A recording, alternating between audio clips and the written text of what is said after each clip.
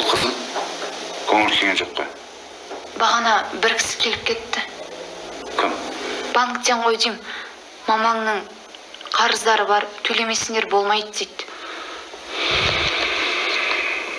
Маған хабарлассын деді. Әкешім, сізге бір өтініш айтсам бола ма? Айта ғой қызым. Білем, мамам көп қателесті. Сіздің де көңіліңізді қалдырған кездер көп болды. Бірақ сезем, сіз мамамды қатты жақсы көрдіңіз. Мен де анашымды қатты жақсы көрем. Бұл дүниеде өтелмеген қарыздар болса, ол дүниеде қатты қиналады дейді ғой. Әкешім, өтінем сізден, мамамның қарыздарын төлей салыңызшы. Анашым, сағынып кеттім.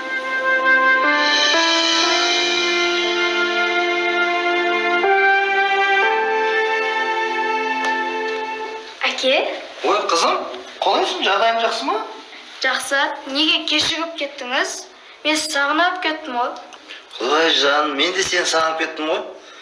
Кішкене қолым тимей кетті. Әзір дегенде болсақ, алдыңа құстай ұшып келдім ғой. Бүгін бассейнге барамыз деген едік. Бүгін де қалды. Өткенде де сондай болған. Кешірші қызым. Шынымен қатты босамай кеттім. Бірақ келесі жолы сені міндетті түрде апаратын боламын. Сөзіңізде тұрасыз ба? Міне қолым. Келістік. Онда сіз уәдеңізде тұрмасаңыз, мен ата-әжемнің үйіне кетіп қаламын. Сөйтіп сағынып жүресіз. Болды қызым. Уәде, уәде. Ой, жаным. Айтпашы қызым, маман қайда? Көрінбейді ғой. Көршілердің үйіне кеткен. Қазір келіп қаларсыз, қолыңызды жуып дастарханға отыра беріңіз. Болады қызым. Жаным.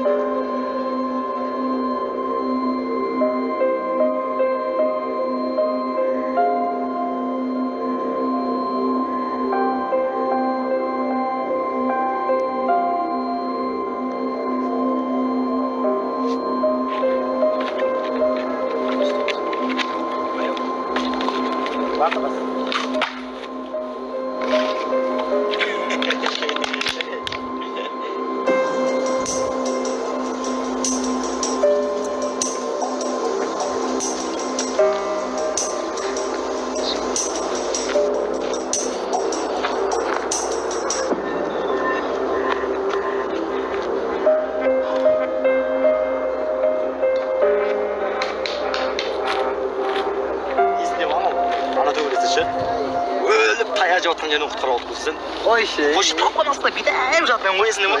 Сен жақсы жаттан. Неғымен? Сен қашып кеткен. Жігіттер, жайма сендердікі? Отырған жерлеріңді айналаларын сәл жинап отырсаңдаршы адам құсап. Түсінбедіңдер-ау деймін, сендерге айтып тұрмын. Айналаларын тазалап отырсаңдаршы. Братан, жай түсірмей отырып кете берсейсің.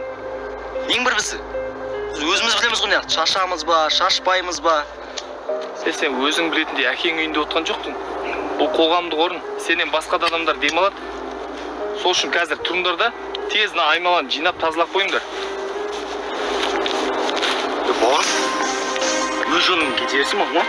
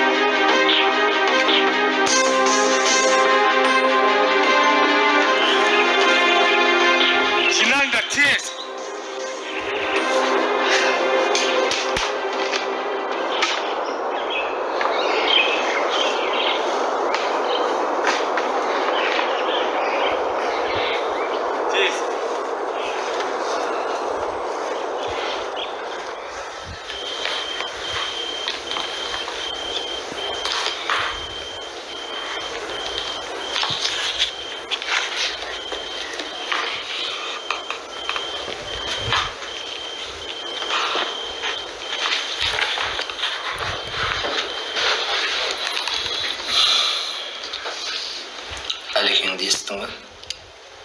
Жоқ, оған не болды? Тыныштық па? Айтып едім ғой.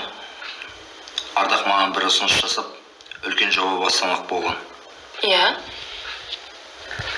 Мен соны Әлекеңе ұсынған болатын. Екеуі өзара келісіп, сол жобаны бастамақ болған. Мен орталарына гарант болам деп айтқаным бар еді. Сонымен Әлекең, сен өзің жұмысты жүргізе берсең, мен керекті қаражаттарды төлеп тұрам деп келіскен болатын. Сонымен? Сонымен кеше Әлекең жұмысқа келіпті. Ана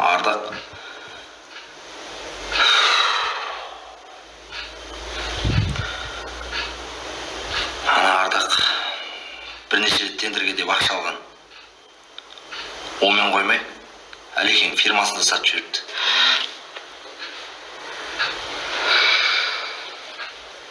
Айттым ғой. Басы қасында өзіңіз болғаныңыз дұрыс деп. Жоқ, мал шаруашылығым, үйреніп қалған кәсібім деп. Ардақ, қайда сонда? Білмеймін қайда екенін. Үйінде сатып кетіпті. Қазбек, нең бар еді соған араласып? Өз шаруасын дөңгелетіп жүрген адамға тендер-мендер деген бәлем жолатып нең бар? Менің жаман ойым болды дейсің ба? Әлекең салған ақшасын 10 есе 20 есе қайтарып алсын деген ой болды. Құдай-ай, Қазбек, нең бар еді, Қазбек, нең бар еді? Қайда енді ана сенің де адамың? Білмеймін әзірге. Бірақ фирма жайлы уайымдаудың қажеті жоқ. Сотқа арызданамыз. Оны қайтарып алу қиынға соғып қоймас.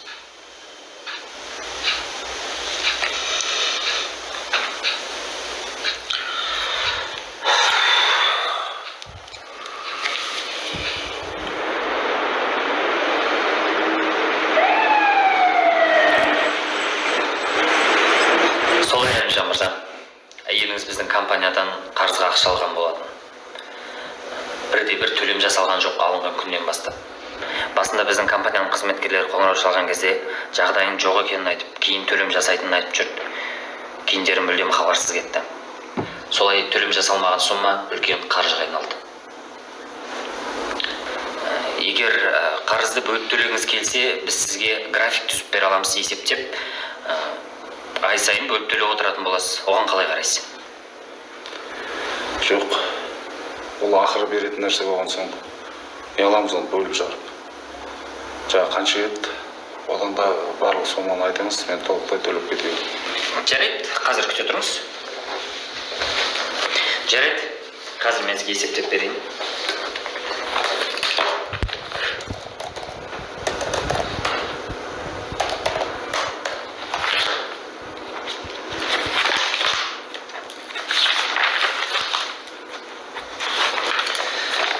Мына қағазбен кассаға алыңыз. Сонда төлем жасайтын боласыз. Жарайды, сау болыңыз Әлімжан мырза. Жолыңыз болсын.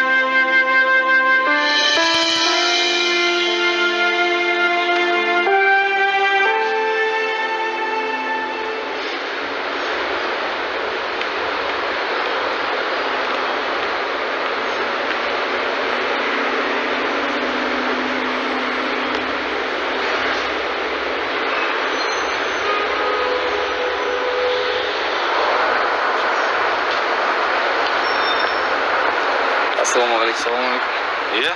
Соңғы кезде келуді жиілетіп жүрсіз ғой. Мен немене? Еріккеннен жүр дейсіз бе? Жоқ әлде сіз сағынып келді дейсіз бе? Жәбірленуші Мариям Үсенова қашан есін жинап, болған оқиға жайлы өз аузымен айтқанға дейін менің бұл жерге келген. Ол сізге ұнай ма, ұнамай ма, қызық емес маған. Өзіңізде не жаңалық? Бізде не жаңалық болушы еді? Мына жаңалықты мына сіздерден күтеміз да. Иә, әрине. Жарайды, онда мен кіре берейін. Иә. Кіре беріңіз.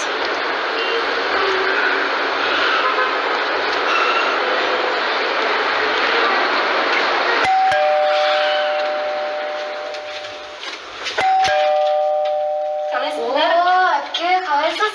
Сағынып қойсыздар? Мен де сендерді сағынып кеткеннен кейін келдім ғой. Жездем қайда? Дархан қайда? Әкешім, Дархан, келсеңіздерші. Әпкем келді. Әпке, қалайсыз? Қош келдіңіз. Рахмет. Қолына не болған? Ой, кесілдім. Байламайсың. О, Балдыз, қалайсың? Сәлем жездеке. Балдызымды күтпедің ау деймін, иә? Иә, ертерек айтқанды өзіміз күтіп алатын едік қой. Ой, қоя берші. Қазір не көп? Такси көп қой. Не қыламын мен сіздерді әуре қылып едім. Қой, кән, төрлетеміз. Қызым, тезірек дастархандарын дайындаңдар. Бол. Кән, төрлет. Кән, Балдыз, төрлет. Отырыңдар. Иә, Балдыз, айта бер. Не жаңалық көздеріңде? Сені де көрмегелі қанша жылдар өтті ау? Қанша жыл өткенін білмеймін. Бірақ мен іздемесем, әйтеуір бір жалғыз балдызым бар еді деп іздемейсің ғой сен. Иә, өкпең орында. Соңғы кезде мынау жұмыс деп, еш нәрсеге уақыт бөле алмай кеттік қой. Жұмыс деп жүрсен, жүре бересің ғой жесеке. Тірі адамның тіршілігі бітпейді ғой өмірі, білесің ғой. Оның рас. Иә, Дарханчик, қалай жағдай? Жақсы. Үлкен жігіт болып қалыпсың ғой. Енді өсіп жатырмыз ғой. Молодец.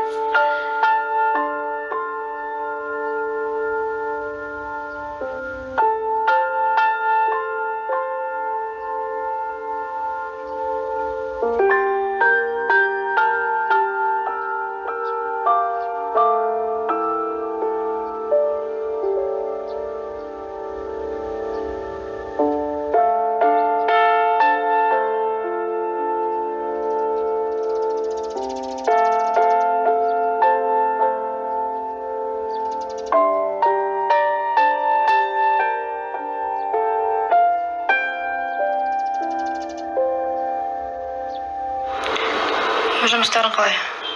Жүріп жатыр ма әйтеуір? Құдайға шүкір, жүріп жатыр. Проблема жоқ па ешқандай? Енді проблемасы жұмыс болмайды ғой. Онша проблемаларды көзге елемеуге тырысамыз.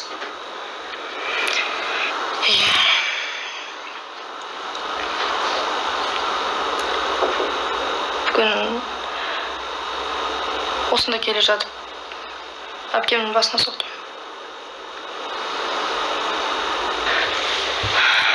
Марқұм әпкем өлмеу керек еді. Осы қазақтың барлығын көру керек еді. Бірақ амал қанша.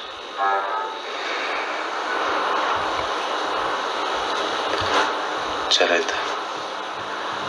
Түннің 1:30 болды. Жатып демал. Төсегімді мына бөлмеге салып қойды. Иә, сөздер жатам ғой.